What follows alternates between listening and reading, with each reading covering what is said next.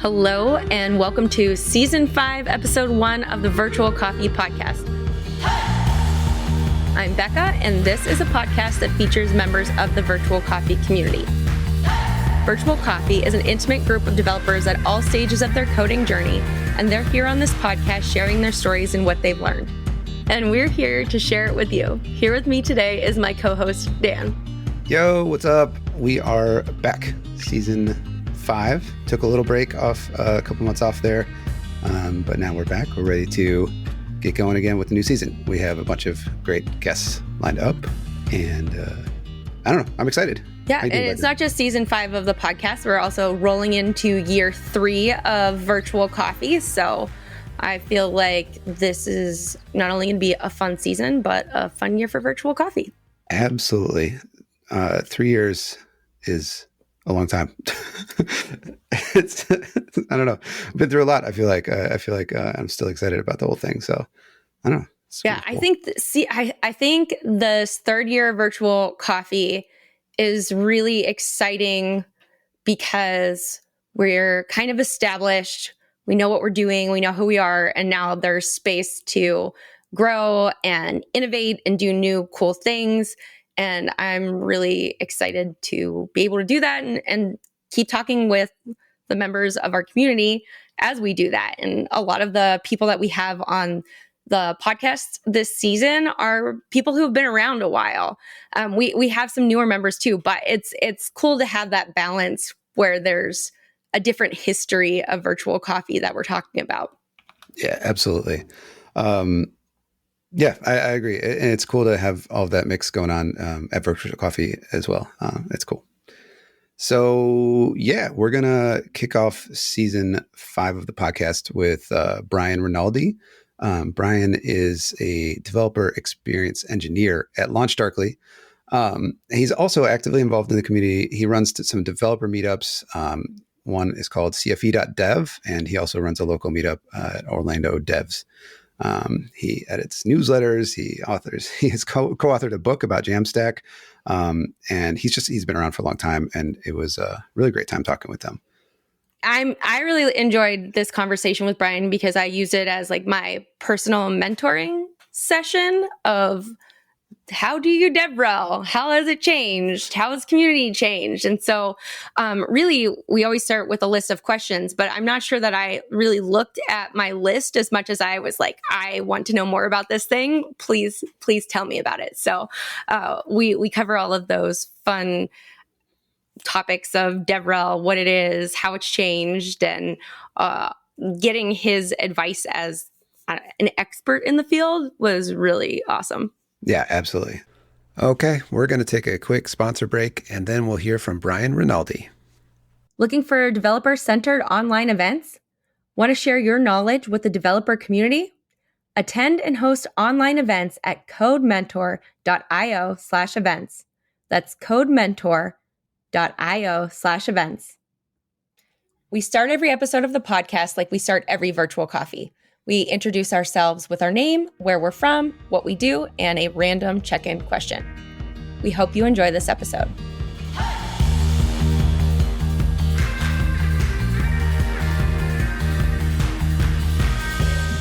Today's random check-in question is, what is your favorite genre of movie? My name is Bekah.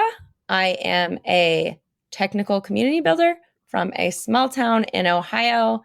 And my favorite genre of movie, it's probably action superhero movie. I feel like those are the things that can keep my attention long enough to get to the end. I like a lot of TV shows, and that would be comedy, but that's not the question. So, hi, I'm Dan. I do computers. I was trying to think of a new, thing to say this season, and I didn't come up with anything. So I generally do front end stuff, and I am in Cleveland. And I'd say action, with a little sci-fi touch, I think is my sweet spot. So not the hard sci-fi stuff, but like Star Wars even, is like, it's not really sci-fi. It's more action in space, and like superheroes are cool. So I go along along same lines as Bekah. Hi, I'm Brian Rinaldi. I'm based in Orlando, Florida. I'm a developer experience engineer at LaunchDarkly. And this is a tough question for me to answer because I was thinking about it. I'm like, well, probably the best way to answer is like, okay, what are my favorite movies? And like all time, it would be like Raiders of the Lost Ark, Ghostbusters, Lord of the Rings series, and well, the Batman ones, not the more recent Batman stuff. It's Tim Burton ones. No. The Batman Begins and what was it? Dark Knight, Christopher Nolan ones. Yes, exactly. I guess a lot of those are action, but like Ghostbusters is comedy. And I mean, Lord of the Rings is kind of fantasy. So I don't know. That's where I'm like, okay, I don't really know if I have a genre that. How about adventure movies? Yeah. Like you said, Indiana Jones. Jones made me think of that, and then I think Ghostbusters maybe doesn't quite fit in there, but like kind of. I mean, kind of. they all have those common themes. They're all good movies. Yeah, I know. So anyway. Favorite genre is good movies. I think nowadays I end up watching a lot of action and superhero movies, but I feel like that's partly because like that's almost all there is. Right. That's our only choice. Well, welcome, Brian. We are very, very excited to have you here with us today, talking about developer advocacy, fostering community, what you're doing with CFE.dev. But we always want to start with origin stories here. So why don't you give us how you got to this place in your life? Well, I'm old, first of all. So I got started in web development in like the mid 90s. And this was during the .com boom. And I started messing around with Flash, early Flash and Cold Fusion and stuff like that. And a buddy of mine helped me get a job at a startup doing Cold Fusion development and kind of went from there. But how I got into like developer advocacy is I was started writing articles and running user groups and meetups. Well, we didn't call them meetups back then. We just called them user groups, but I ran user groups and I ran conferences and stuff like that. Most of them around like Adobe products. And then I got hired by Adobe to do community management and call it evangelism, I guess, back then. We kind of dropped that term, which I think is for the best. Yeah. I hadn't heard that one for a while, but yeah. So that was like 12, 13 years ago, something like that. I don't know. And I've been doing DevRel-ish jobs ever since. Because DevRel is one of those areas where like everybody has a different take on it, and everybody's roles are kind of different. So I've had very different roles. Some of them are straight DevRel, like you're kind of speaking at conferences, writing blog posts. And some of them were more behind the scenes, like handling content and stuff like that. But always in a very similar DevRel adjacent kind of role.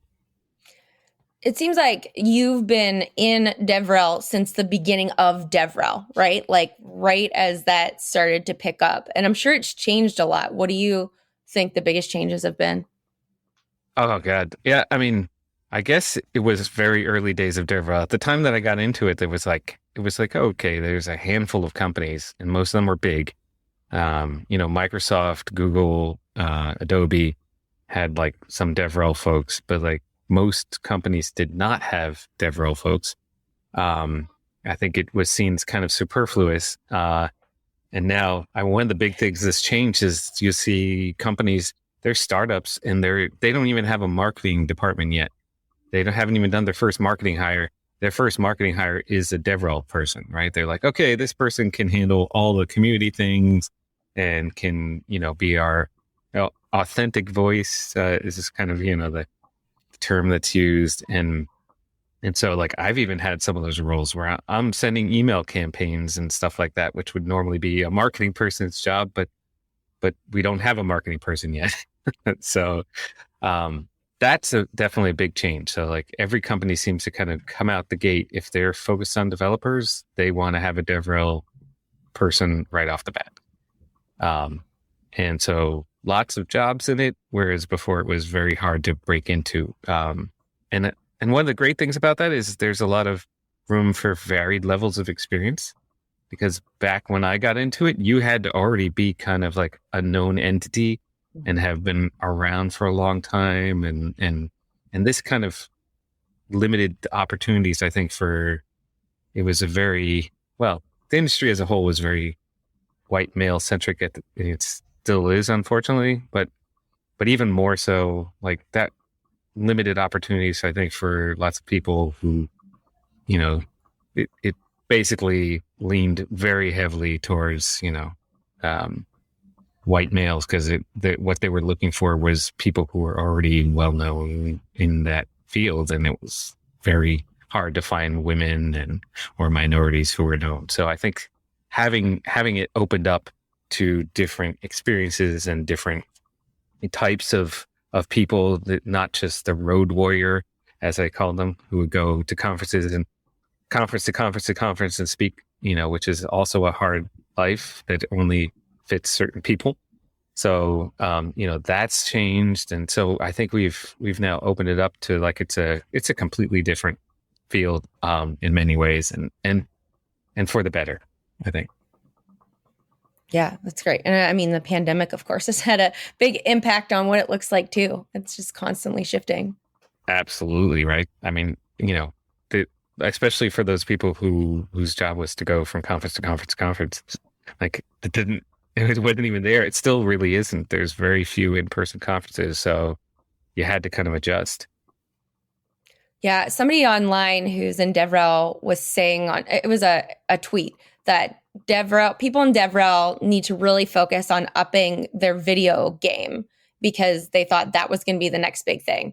I'm like, I don't want to learn how to edit a video. I just figured out how to use a microphone and have a camera that's not connected to my laptop. So I feel like there's just always so much to learn, which makes it simultaneously fun, but also like there are all these other skills that you have to bring with you.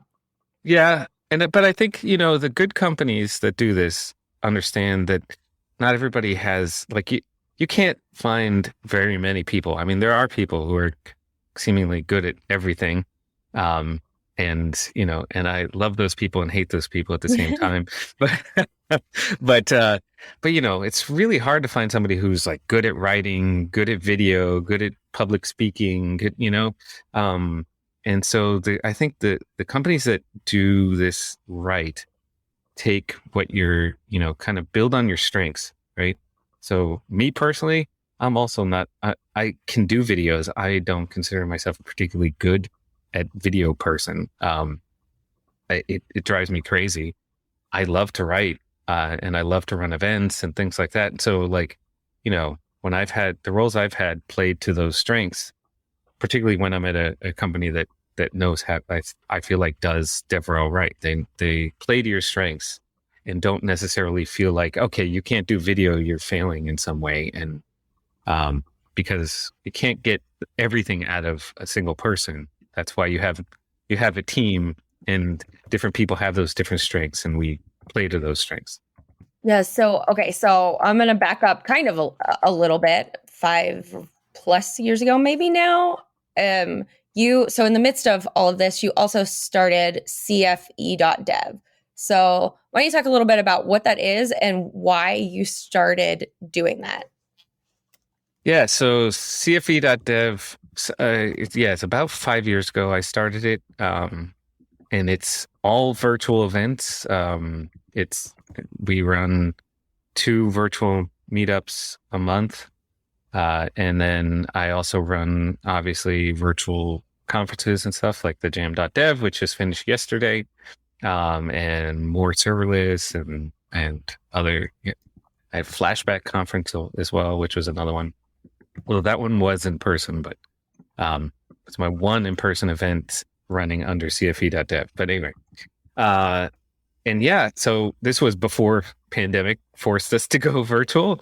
I I love running events, and I wanted to do some more of it. And I just kind of like, honestly, it was initially supposed to be in-person events. And then the in-person events they're a heavy lift, and they're expensive and risky. And so I was like, oh, you know what? I'll start running some virtual events and build an audience, and then run an in-person event, using, kind of, I already have an audience, and then maybe they'll come to my in-person event. And it transitioned to be like, okay, virtual events actually aren't that bad. I was not a believer. I was like, I'll do them just because. And then there are things that virtual events are great at. They're not great at everything. And, that interpersonal interaction, they're not, right? Although you all run one that does do that well, which goes to show you can do it. But it's hard to do. It's hard to get everything out of one event, like to get great speakers and interpersonal interactions and stuff like that. So, but they are good. Like, for instance, one of the things I love about running the online conferences is people get to interact with the speaker, even if it's via chat, and ask their questions. But like, asking questions in an in real life event is super, like, it just never works out well, right? Like, people start leaving at the end when the speaker's taking questions, or you can't hear the questioner, and things like that. Like, it just never really worked out. But you can get, kind of interact directly with the speaker in a virtual event. Like, get your questions answered and have a good conversation when it's not pre-recorded. Can open it up to speakers who are anywhere and everywhere, and get speakers who you might otherwise not get because it would be too expensive or complicated, or they can't travel, and you can get attendees from anywhere, right? Like, they don't have to travel. All the events are free. So there's a lot of great things about them. And this is coming from somebody who started this as a complete skeptic. I was like, virtual events suck, but I'll run some, and because it's a way to get started. And then now I'm fully committed. It's really cool. I mean, it's really. I've been a fan of what you've been doing at CFE for a while, and obviously we do a lot of virtual events as well. I kind of actually was going to swing back. I had a question stuck in my head. I want to ask it before I forget. But so it's when you were telling your origin story, you were talking about how you had these communities that you created, user groups, way back, when they were still user groups, right? Mm-hmm. And I think that's really interesting. I mean, I haven't heard of a lot of current DevRels that have that sort of experience, and so I guess one of the things I was wondering was like, what, Bekah asked what changed. I was wondering, like, what has stayed the same? Like, what are some through lines you've seen running communities, over however long that's been, 20, 30 years, not to put a number on it, but not quite 30 yet. Yeah, right. Yeah. It's getting close to 20.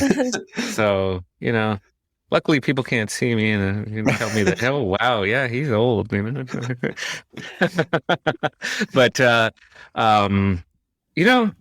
well, that part of it hasn't changed. Like the need for like local, for developers to kind of meet up in person.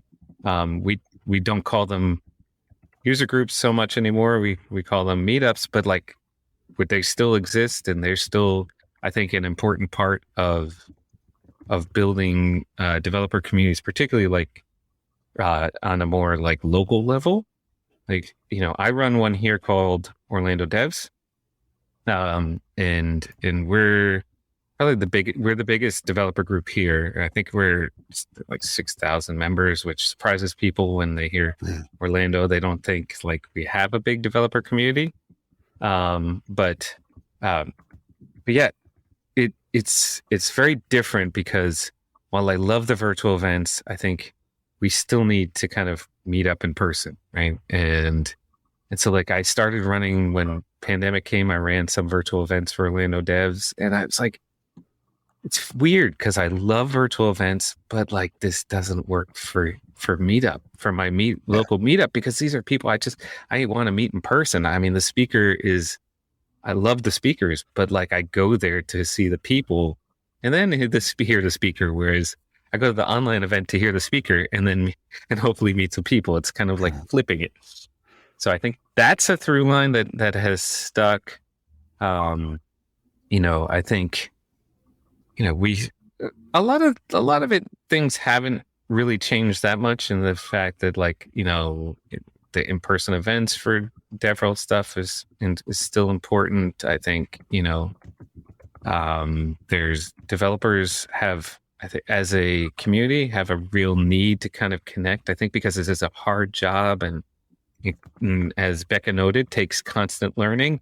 And so we're always connecting to try and learn from each other and get new techniques and learn about new tools. And because there's, it's not the kind of job you can rest on your laurels, as they say.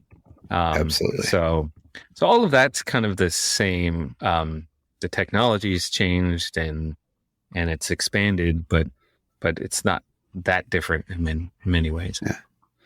Yeah, that's interesting. Yeah, I noticed the same thing. I run a React meetup in Cleveland, and it's pretty new, but it was in person, and we did the same thing. We started trying to do virtual events. Yeah, never had the same feel. No. The people that would show up were different people. I think some people want to have the in person stuff, and it was it never felt right. Now that's interesting. Yeah. And then you can find good virtual events, but I feel like the ones that have started fresh during the pandemic are almost in better shape, just because they start with that in mind. If that makes sense. Absolutely. I've watched, because one of the goals of Orlando Devs, because we're actually a not for profit, when we fund other local groups. And so I kind of have my, kind of eye on all the local groups, and a lot of the other local meetups went away completely. They tried to do the virtual thing. When this went on much longer, it just was hard to kind of keep that momentum going. And so it's hard to run a meetup, number one. It's a lot of effort. And then to run a meetup and try and keep that momentum virtually, when you really just want to meet the people in person, is difficult.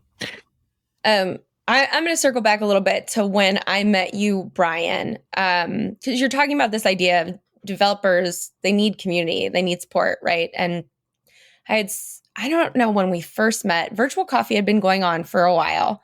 And, if you know about Virtual Coffee, it was not an intentional group or community that started. It just kind of started from tweet and went from there, and we just kept doing it, right? And so it was all of this learning as I was going along, and people were like, well, why don't you do this? I'm like, well, okay, we'll do that too. But then at some point, I think it was May Gutschall, who's going to be on this season of the podcast too, said, hey, there's this meetup that's awesome. It happens on Thursdays at the same time as Virtual Coffee, and we can't ever, I can't do both. So why don't you figure something out? And I'm like, oh, okay. And so you and I met up, and I just remember it being such a good meeting for me, because I'd been going through all of this community building, didn't really know exactly what I was doing. And, there were good things that were happening. There were things that were frustrating or felt overwhelming. And you were the first person that I really got to talk to about that. And I was talking to you well, why are you doing CFE.dev? Because I was still trying to figure out why am I doing Virtual Coffee? I mean, it made sense, right? Because I love the community and I loved being able to learn and grow with people. But so many people kept telling me, they're like, it is not reasonable for you to be doing Virtual Coffee. And I'm like, is it? Who can I talk to about this? And so I very much appreciated being able to have that support and talk openly with you about that. I don't know how I came off in that meeting. Probably came off like I was falling off the deep end a little bit, but I appreciated being able to have that support as a community builder with someone else that had, talked about those things. Oh, thanks. I mean, I don't recall it being, I remember it being a great conversation.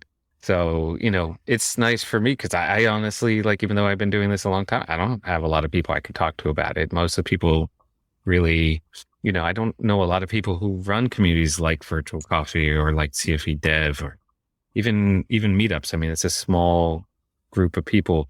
Often, even your local meetups are often like run by like the same handful of people who run multiples, right? Like, because they just, and it's people who are passionate about communities, because you certainly don't do it for the glory or the money, because if you're waiting for those, they don't really come with that. So you just really gotta love doing it. I mean, every time I ran a conference, I'd be like, why do I put myself through this? Why do I do this? It's so stressful. And then it was like it came and it's like, oh my God, this is so awesome. I loved seeing everybody. I loved hearing the speakers and, and so then I'll do it all over again, and I'll go through that same process, even though I've been doing it like for like 15 years. It's like the same process. Why did I do this? Why did I get myself into it? So it's, I think, being a community organizer like that, like is involves feeling like you're going to quit like all the time.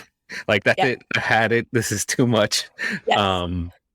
And, and I think people that don't realize like kind of the demands put, they want to share their ideas and they're passionate about your community too. But then you have all these input coming as the community grows, like from all over the place. And it's like, okay, I can't please everybody. So yeah, it's not easy. And so I totally get you. And I'm honestly amazed by what you all have done with Virtual Coffee. I mean, you've got a really, really great community there. I think it feels like you clearly found a kind of gap in what people needed, right? Like especially during the pandemic, but obviously I think it's going to live well beyond the pandemic, which is just, an easy way to kind of connect with other developers. And it's a very casual kind of friendly atmosphere, and and nobody's afraid to kind of share their struggles or, talk about, that they're working on and be open with everybody else. I mean, and that's very, very rare. I mean, even when I've run like the in-person ones, right? Like, and we all kind of know each other, right? And it's just like, I'm running this thing and I got a speaker lined up and everybody comes in this room and it's like sitting there and I'm like, can you all talk to each other? Please, can somebody just, speak to another person here instead of sitting in the chair waiting for the speaker to come? Like, I mean, that's the point of this is so find that you've created a space where people feel open to talk. Like, no, I've never been there where like people don't share. So that's honestly, that's amazing. It's, you've done something special. Thank you. It means a lot. Go ahead, Dan. Oh no, I was still just laughing about the you wanting to scream at people to talk to each other thing. I tried to solve that with pizza, and people would just come and get pizza and then sit back down in their seat. I know. Like, just I'm putting all the chairs away. Just talk. But I've gone to a couple of in-person conferences in the last couple of months. And, that idea of meeting people in person and talking about that being important, I very much felt that at one of the conferences for sure, because I met other people who were doing like small community building like we're doing, and to be able to talk to them and hear, what they're going through, that really resonated, because I'm like, we are all feeling the same thing. And I like continually try and go back to the spot of like, how do we all figure out how to support each other? Because I think small communities are really important, because you get to have those open conversations, like rather than jumping into a Slack of 6,000 people or, whatever. That's just like automatically overwhelming. But, trying to figure out these ways. I haven't figured it out yet. So if anyone has ideas, let me know. But it is nice to be able to have those conversations openly with people that you wouldn't see normally. Or, I met someone, and one of the things that he does best is connect other people at conferences. He's not running the conference. He's just making sure that people meet each other and can have those important and pertinent conversations. And that's allowed for a ton of growth, and in a way that I would be hard to have somewhere else, because you're just spending so much time with people over a period of 48 hours or whatever, that it just, like, I don't know, there's a different energy and investment into it, I think. Yeah. Been to a couple of in-person conferences too, since things have eased up. And I also think when you go to these, they're smaller than they were before, which isn't necessarily bad. I mean, it's tougher on the conference organizers because, they still need to kind of, keep it in the black, not lose their shirts, but it's kind of good for the attendees, because, like, everybody there is like there because they are eager to meet and talk to people. And so, like, I found it to be different, like conferences before, especially as they were bigger. It's like, oh, I go with a group, maybe a couple of colleagues, and I kind of stick with that group, and I never really get to interact with other people outside of that. And it's hard to kind of break people out of those little groups that they came in with. But the people at the events I've gone to, like, more recently, like, they were there because they're the kind of people, like, the minute it opens up even a little bit, I want to go out and meet people. So it was kind of, it was neat to be able to kind of get in a smaller group and be with people who, like, really wanted to kind of get out and meet other people and were open to new conversations. But I think, as we open up more, we're going to have to find ways to kind of keep that connection going as the events get bigger. And that's always the tough part, right? Like, every community that starts small and it's like, this is so awesome, I'm meeting so many great people. And then the bigger and the bigger it gets, it's like, oh, wow, now it's gotten to be a lot of noise, and it's hard to, like, I don't know as many people, and the people I used to know don't show up anymore. And,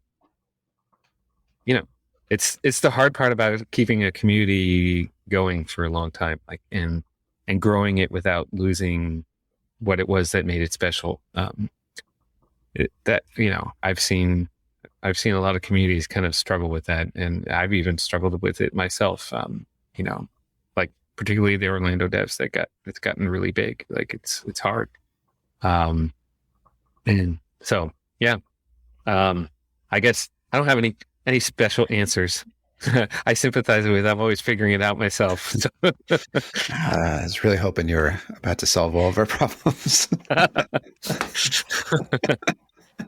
I think we solve it together, right? Yeah, like, that's right. We all know each other, and we share our struggles, and, like, we can help solve it together. So I was talking to some other small community organizers, and I said, like, what if we all just get into a meeting and we talk this out? And they're like, that sounds dangerous. Like, all right, maybe we need an agenda. I think, the other thing that I see with communities that have been around for a long time, they can be really great. But I think sometimes you have those groups of people that are always there, and they continue to come to those things. And if you're a new person, you don't feel like you belong in those situations, or, there's assumptions. There's almost they're not able to look at the thing that they've built, the community, and say, how are we welcoming new people who don't feel like they're part of this club? Because so many of the people that are there are part of that club. And for me, like, that's really hard, especially in-person conferences. I am afraid of strangers. And so I don't talk to anyone unless they talk to me first. So I just, like, sit there and try to make eye contact with people and, like, hope someone takes pity on me and they talk to me. But when everybody is all in their own groups and there's not an opening for you to kind of step into, there are a couple of times I, like, tried to jump in and eat like lunch with people at a conference recently. And they're like, got up 2 minutes later, like, all right, see you later. And then I was like at my table by myself again. I think that there are ways around that. And like I've talked to a couple of conference organizers now about like how do we make it welcoming for new people in these spaces.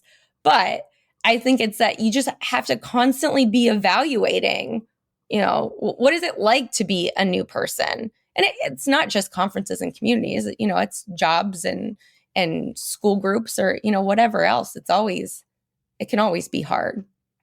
Yeah, absolutely. And I don't know that there's any magic solution. I think organizers have to, as an organizer, you try to create spaces and opportunities that give people room to meet other people and then I think people like that person you met, you need kind of people there and often the conference organizer is that person as well. Like, know all the different people and like, oh, Bekah, you should meet so-and-so. Come here and join us for, whatever, coffee or a drink or whatever it is. So that and then, because oftentimes all it takes is that first introduction. And then that person introduces you to other people who introduce you to other people. And then all of a sudden it's like, okay, I met so many new people, but you need to have, people there who can kind of help. I think there's people like you who want to meet people, but are kind of a little shy about doing it. And then there's people who aren't really, so you got to kind of know that they're not as comfortable in those situations and they're not, so maybe they don't actually want to meet people. So you have to kind of gauge what the person's looking for.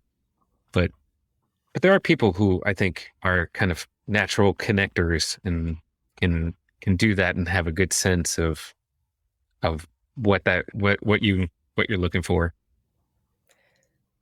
So I have this idea. I don't know if it's a good idea, but I keep telling people. So hopefully it's kind of good.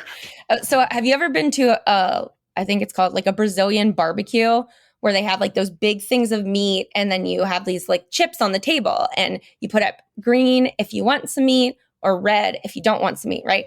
And so like, what if we take that to the conference experience, right? Because it's always like a thing. If you're there by yourself, like who do you eat lunch with if you don't know anybody? And sometimes people don't want to talk, right? They just want to sit there by themselves. So what if we have chips that are green or red? And if you're sitting at a table and you're open to other people and talking, then you have a green chip on your table or a red chip. Like, I just want to eat quiet lunch by myself. But I feel like that reduces a barrier for people to come in. Or my second idea along with that was like, what if there are topics on tables and then you have a person, kind of like a virtual coffee, we always have a room leader. So you designate people for that table. And like maybe one table says like front end developer or another table says like community. And you know that those people want to talk about those things at that table. So then it's like welcoming and you get like a teaser into what the conversation already is. And then you can kind of like, oh, okay, that seems like it would be a good fit. And that person is safe because their job is to talk to me. So those are my ideas I keep telling people about. Still don't know if they're good, but first of all, I love a Brazilian barbecue. The first time I went to one was like, I was still in high school. This was in the 90s, but it was literally in Brazil. So it was called El Porcal, which is like pig. And you sat at these giant tables, they were like huge picnic tables. The place was massive. It's just like the amount of meat coming through there. It's crazy. Anyway, so that's a whole side issue, but yeah, you got me thinking about that meat. But I think those are great ideas. And actually I've seen similar ideas done at conferences. I think it's just not consistent. Like I've seen ones where they have like, you can put, if you have your badge, you have the little badge, like the flags or what, I don't know what they call them. Mm-hmm. You can put, there's some that like, I've seen in conferences that like have kind of you can, that almost like that green indicator, like, yes, I want to meet people. I don't know that it's always like obvious or that people really participate. And that's the hard part, right? Like, Yeah. Or you're like staring at someone's chest trying to figure out, like, do you have a green thing on your tag?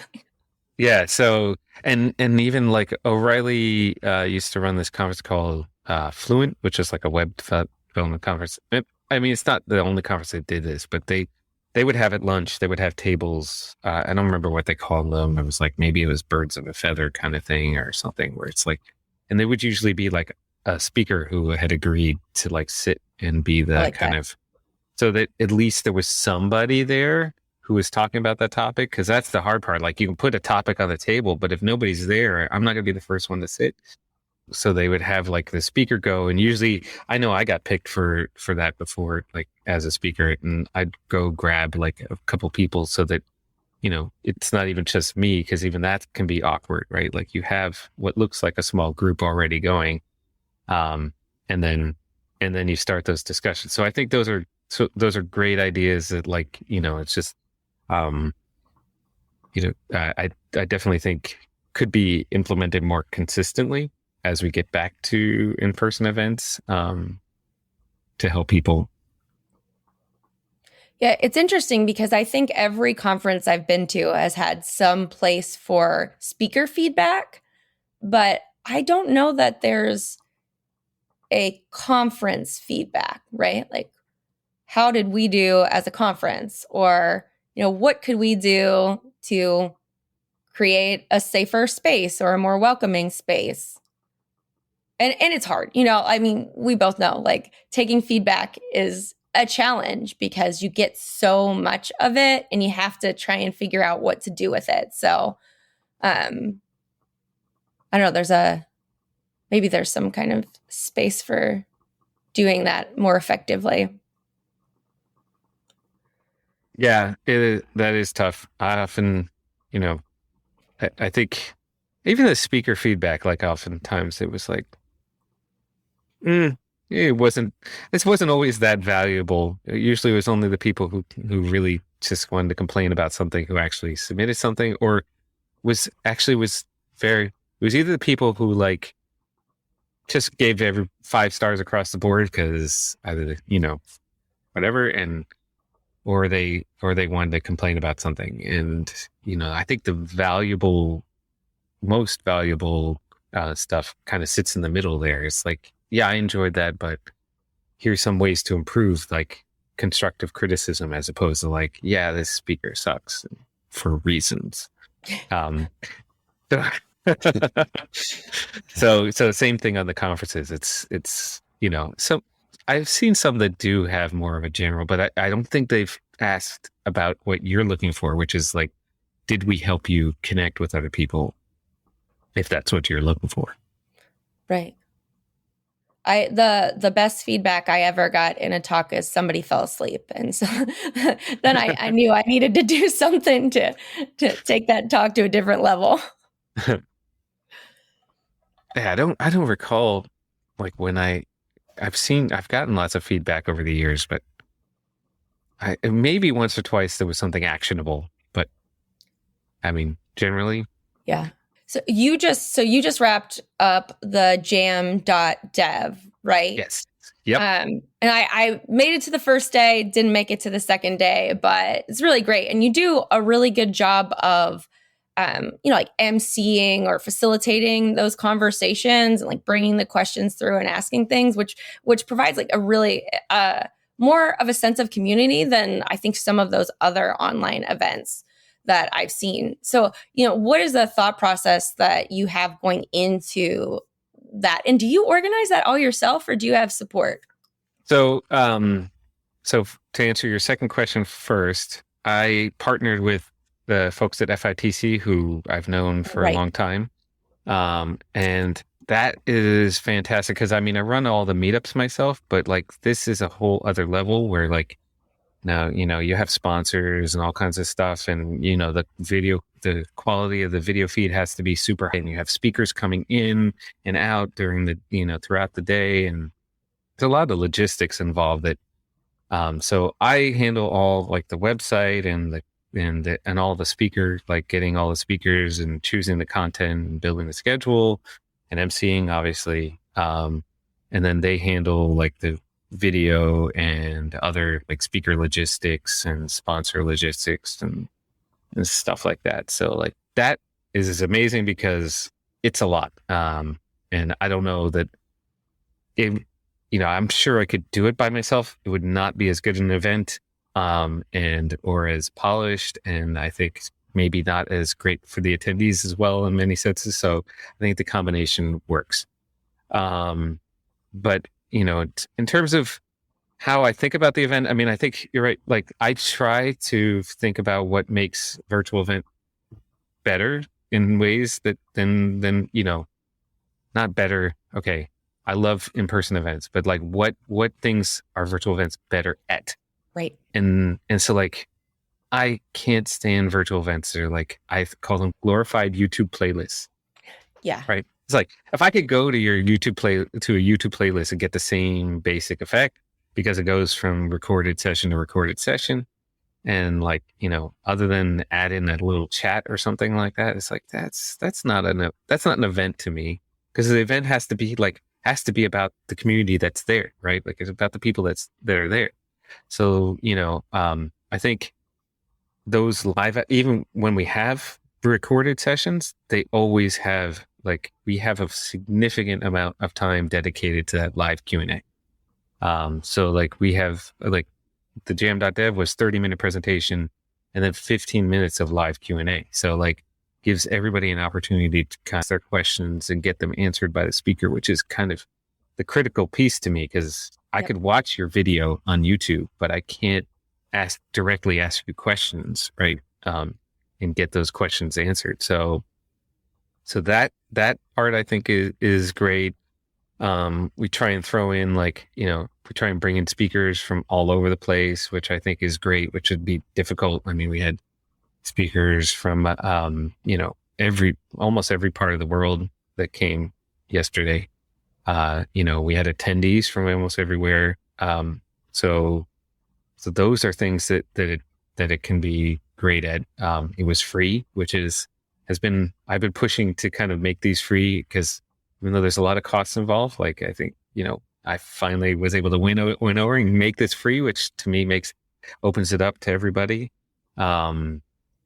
So, I mean, those are things that to me are important to make it not just I want to make it fun. I try to keep them somewhat lighthearted, which is why all of my events have weird names and stuff like that. Like the More Serverless or Jam.dev, I go off with the themes. Like this was a kind of 80s rock band theme.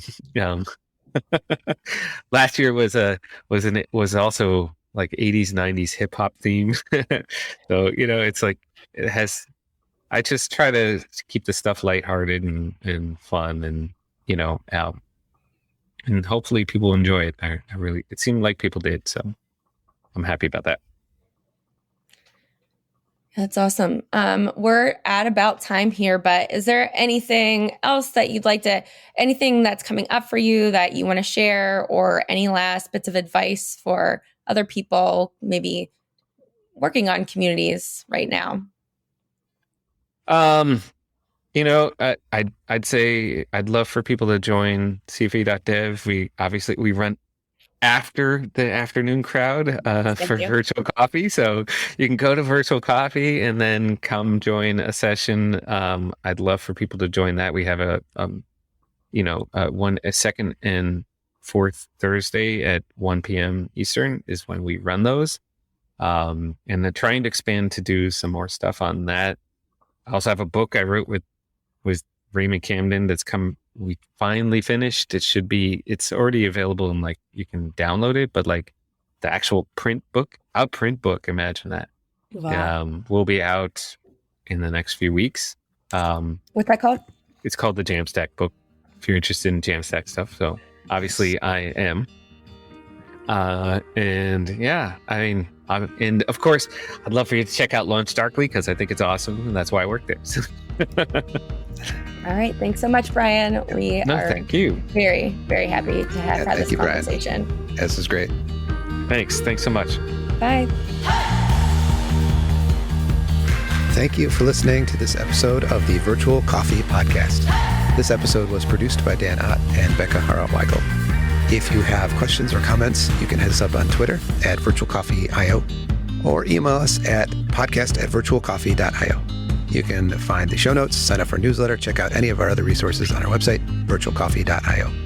If you're interested in sponsoring Virtual Coffee, you can find out more information on our website at virtualcoffee.io/sponsorship.